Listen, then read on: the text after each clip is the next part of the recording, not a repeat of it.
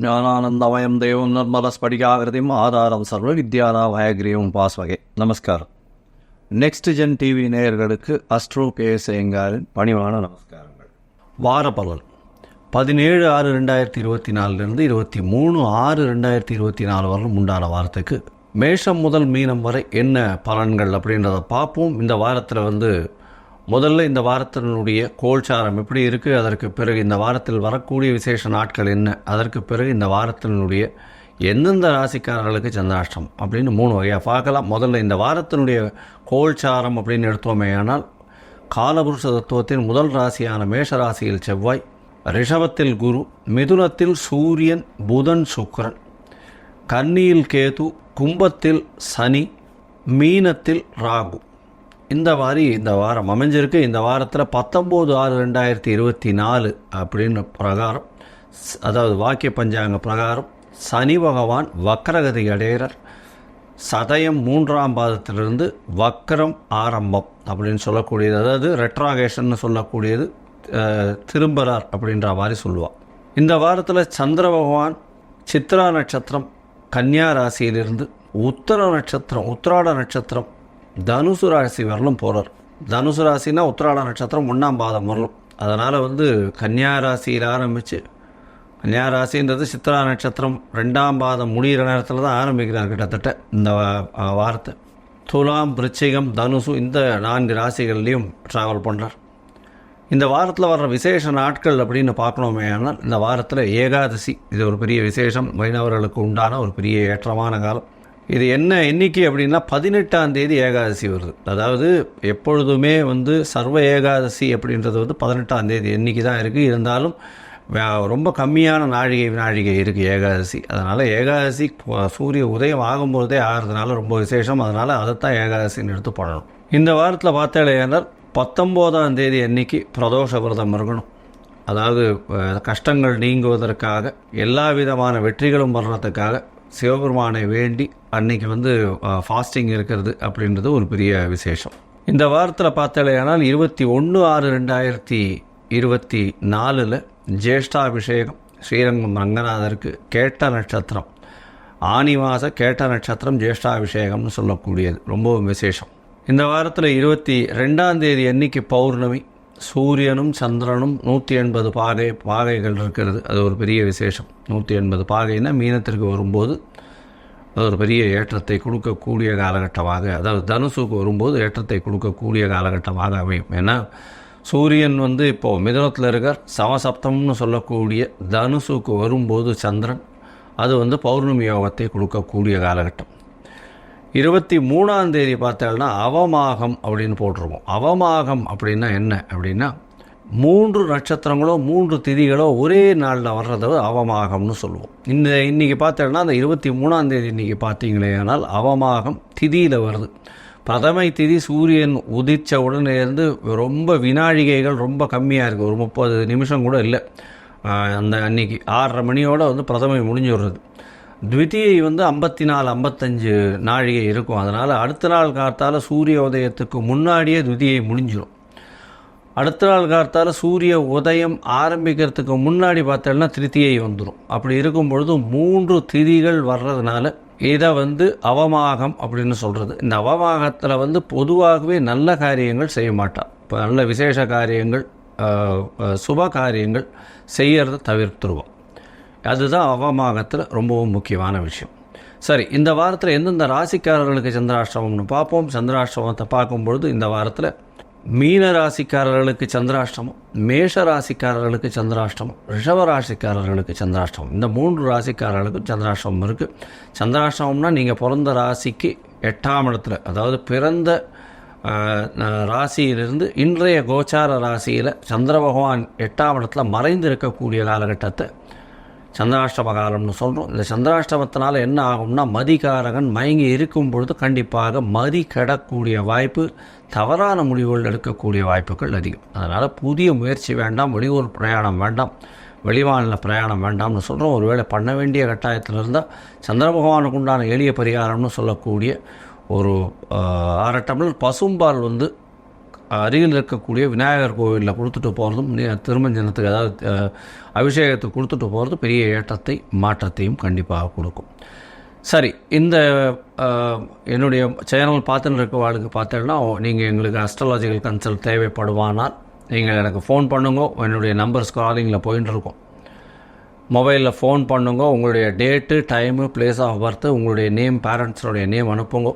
முதல்ல நான் சந்தி என்ன இருக்குது, அதாவது சந்திரனுடைய சந்தி என்ன இருக்குது, என்ன நட்சத்திர பாதத்தில் இருக்கார் அப்படின்றத பார்த்து வெரிஃபை பண்ணிவிட்டு, லக்ன சந்தி இருக்கா, ராசி சந்தி இருக்கா, ராசியில் பாத சந்தி இருக்கா, நட்சத்திரத்தில், இது எல்லாத்தையும் பார்த்து வெரிஃபை பண்ணிவிட்டு உங்களுக்கு உண்டான எளிய பரிகாரம் என்ன, இன்றைய கோச்சார நிலைமையில் என்ன இருக்குது, எப்படி இருக்குது, மெதுவாக செல்லக்கூடிய கிரகங்களுடைய விளைவு என்னன்றது எல்லாத்தையும் பார்த்துட்டு, உங்களுடைய தசாபுக்தி அந்தரம் சூக்ஷ்மம் எப்படி இருக்குன்றதையும் பார்த்துட்டு இன்றைய காலகட்டத்தில் என்ன எளிய பரிகாரம் பண்ணலாம்ன்றதையும் சொல்கிறேன்.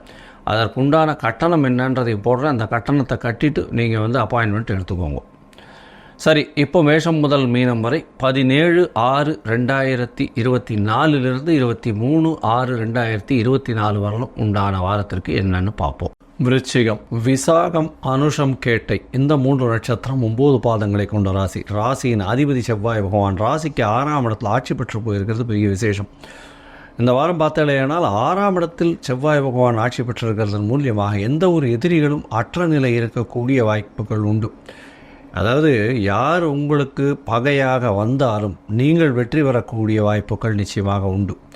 எதிரிகளை நீங்கள் வெற்றி பெறக்கூடிய வாய்ப்புகள் மிகவும் நல்லபடியாகவே இருக்குது. ஏன்னா உங்களுடைய ராசிக்கு குரு பகவான் சமசப்தமத்திலிருந்து உங்களுடைய ராசியை பார்க்கறதுனால எல்லா விதமான எண்ணங்களும் ஈடேறக்கூடிய வாய்ப்புகள் நிச்சயமாக உண்டு.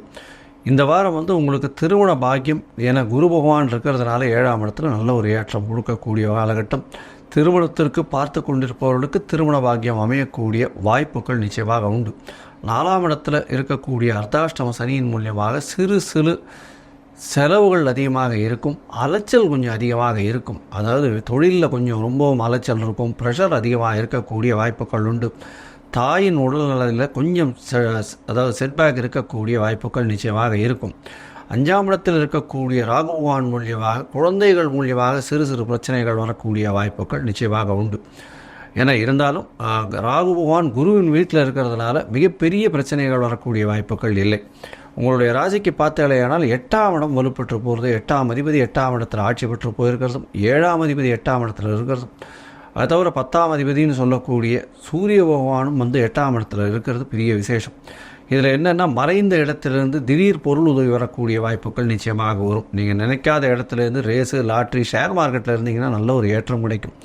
இந்த வாரம் பார்த்தாலேயானால் இந்த சமையல் கலை வல்லுநர்கள் அதை தவிர மருத்துவத்துறையில் இருக்கிறவங்க, மருத்துவர்கள், மருத்துவ உபகரணங்கள் விற்கிறவங்க, இரத்த வங்கிகள், இரத்த சம்பந்தமான வியாபாரங்கள் செய்பவர்கள் இவர்களுக்கெல்லாம் பெரிய ஏற்றம் கிடைக்கக்கூடிய வாய்ப்புகள் உண்டு. இந்த வாரம் உங்களுடைய ராசிக்கு 10ஆம் இடத்தை, அதாவது உங்களுடைய ராசியே சனி பகவான் பார்க்கறதுனாலையும் உங்கள் 10ஆம் பார்வையில் 3ஆம் பார்வையில் செவ்வாயை பார்க்கறதுனாலையும் இந்த மிருகங்களை வெட்டி அதன் மூலியமாக இந்த மாமிசங்கள் ஏற்றுமதி செய்கிறவாளுக்கெல்லாம் பெரிய ஏற்றம் கிடைக்கக்கூடிய காலகட்டமாக அமையும். இந்த வாரத்தில் பார்த்தாலேயானால் 11ஆம் இடத்துல இருக்கக்கூடிய கேது பகவானுக்கு பெரிய ஏற்றத்தை கொடுக்கக்கூடிய காலகட்டமாக இருக்கும். 11ஆம் இடத்துல கேது பகவான் இருக்கிறதுனால உயிர்காரகம்னு சொல்லக்கூடிய மூத்த சகோதர சகோதரிகளுக்கு பிரச்சனைகள் இருக்கும்.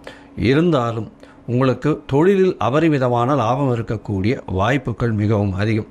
தொழிலில் பெரிய ஏற்றம் இருக்கும். அதை தவிர பார்ட்னர்ஷிப் பிஸ்னஸில் பெரிய ஏற்றம் இருக்கக்கூடிய காலகட்டம். இருந்தாலும் பார்ட்னர்கள் அவர்கள் மூலியமாக உங்களுக்கு பண வரவு அதிகமாக இருக்கும். வெளிநாடு ஷார்ட் ட்ரிப் போயிட்டு வரக்கூடிய வாய்ப்புகள் நிச்சயமாக உண்டு.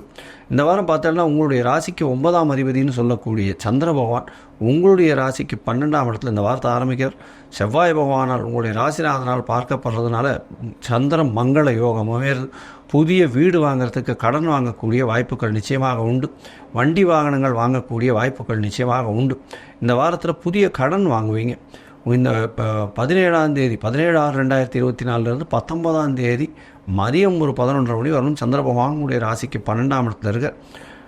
கணவன் மனைவிக்குள்ள நல்ல அந்யோன்யம் இருக்கும். ராசிநாதனே 12ஆம் இடத்தை பார்க்கறதுனாலையும் சந்திர பகவான் இருக்கிறதுனாலையும் பெரிய விசேஷம். இதன் மூலியமாக வெளியூர் வெளிநாடு போகக்கூடிய வாய்ப்புகள் நிச்சயமாக உண்டு. உங்களுடைய ராசிக்கு பார்த்தாலே, ஏன்னா 9ஆம் அதிபதி 12ஆம் இடத்துல இருக்கிறதும் 12ஆம் அதிபதி 12ஆம் இடத்துல ராசிநாதனை பார்க்கறதும் பெரிய ஏற்றம். உங்களுடைய ராசிக்கு பார்த்தாலேயானால் சந்திர பகவான் உங்களுடைய ராசியிலேயே வர நீச்சம் பெற்று போகிறார். இருந்தாலும் குருவின் பார்வையில் இருக்கிறதுனால பெரிய ஏற்றம் கிடைக்கக்கூடிய காலகட்டமாக அமைகிறது. நீச்சம் பெற்ற சந்திர பகவானாக இருக்கிறதுனாலையும் குரு பகவானின் பார்வையினால் நல்ல ஒரு ஏற்றம் கிடைக்கும். இதன் மூலியமாக பார்த்தாலேயானால் உங்களுடைய திங்கிங்கில் நல்ல ஒரு ஏற்றம் இருக்கும். அதை தவிர நீங்கள் நினைத்த காரியங்கள் அனைத்தும் வெற்றிகரமாக முடியக்கூடிய காலகட்டமாக அமையப்போகிறது. உங்களுடைய ராசிக்கு 2ஆம் இடத்துல சந்திர பகவான் போகிறார். அதாவது 19ஆம் தேதி கார்த்தால 11லேருந்து 21ஆம் தேதி மாலை ஒரு 7 மணி வரணும் உங்களுடைய ராசியில் இருந்து. அதற்கு பிறகு 21ஆம் தேதி சாயந்தரம் 7 மணிலேருந்து 24ஆம் தேதி அதிகாலை வரணும் சந்திர பகவான் உங்களுடைய ராசிக்கு 2ஆம் இடத்துல இருக்கார். 3 கிரகங்கள் பார்க்குறார். அதாவது சூரியன், புதன், சுக்கிரன் 3 கிரகங்கள் சந்திரனை பார்க்குறது பெரிய விசேஷம். பௌர்ணமி யோகம் வருது. இதன் மூலியமாக பார்த்தாலேயானால் பணவரவிற்கு பஞ்சம் இருக்காது. தந்தையின் உடல்நிலையில் நல்ல ஒரு ஏற்றம் இருக்கக்கூடிய காலகட்டம். திடீர் பொருள் வரவு வரும். இந்த வாரத்தில் பார்த்தீங்கன்னா அருகில் இருக்கக்கூடிய அம்மன் கோவிலுக்கு போய் எலுமிச்சம்பழ மாலை போட்டு வர்றது. அம்மனுக்கு உங்களால் முடிந்த அளவுக்கு ஒரு மஞ்சள் கலரில் போய் ஏதாவது ஒரு ஜாக்கெட் பிட்டோ இல்லைன்னா ஏதாவது துணி வஸ்திரங்கள் சமர்ப்பிச்சுட்டு வர்றதும் நல்ல ஒரு ஏற்றத்தை இந்த வாரம் உங்களுக்கு கண்டிப்பாக கொடுக்கும். லோகா சமஸ்தா சுகினோ பவந்து. நன்றி, நமஸ்காரம்.